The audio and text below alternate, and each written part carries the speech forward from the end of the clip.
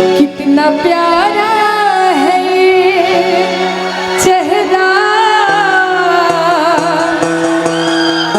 जिस पे हम मरते हैं, ये न जाने से हम कितना प्यार करते हैं, कितना प्यारा। इतना याद रखिएगा, दर्दों गम में के सहेंगे ये इरादा कर ले,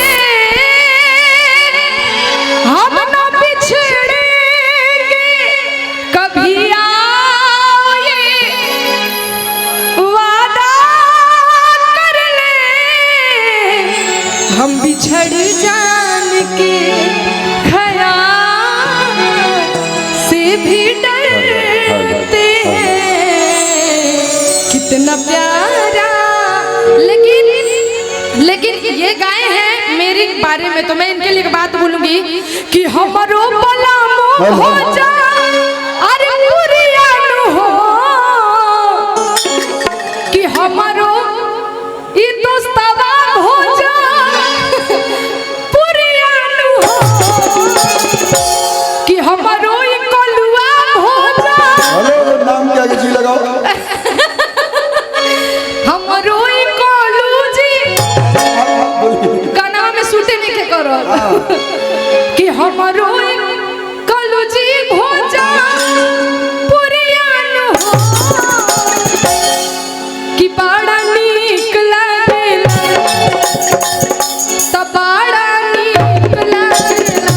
तनी गमछी दिना सुबह गमछी नहीं खे जाए कोई बता पता तनी गमछी डालो भाई। भोजपुरिया लोग कैसे नाम लो, तनी बांधी पगड़ी पगड़ी बांधी, तनी पगड़ी बांधा के जाई नो, हां तनी पगड़ी बांधी। हां ई भाई लोग ओरिजिनल भोजपुरिया लोग आ कहे के बा कि बड़ा नीक लागेला, त इनका सिरवा के पगड़िया बड़ा नीक लागेला, त इनका सिरवा के पगड़िया बड़ा नीक लागेला।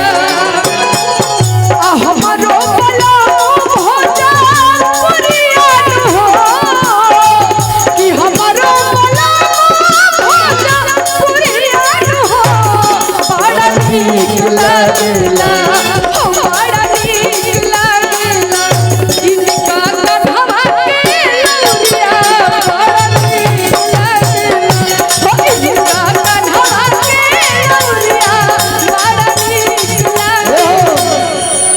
कि सुनर लागेलू वे धनिया, अरे कि सुनर लागेलू। भैया कुछ है क्या, हम भी कुछ बा हो दे दो है। अरे तो बस तनी मनी जब ये कलिया कि माथ पर जब बांधे ला पगड़िया, तो हमनी ओरी जोन औरत होली सा, जोन लड़की होली सा, ऐसे ठीक ना लगली सा। कि सुनर लागेलू वे धनिया, सुनर लागेलू, कि माथ पर धरेलू जब चुनर धनिया, सुनर लागेलू।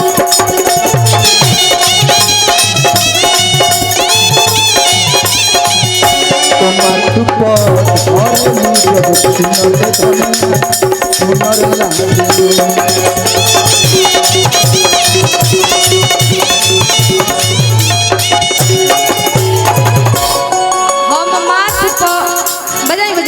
अच्छा भैया सुनर लगा तेरे की नहीं, अभी लगा तेरे ना।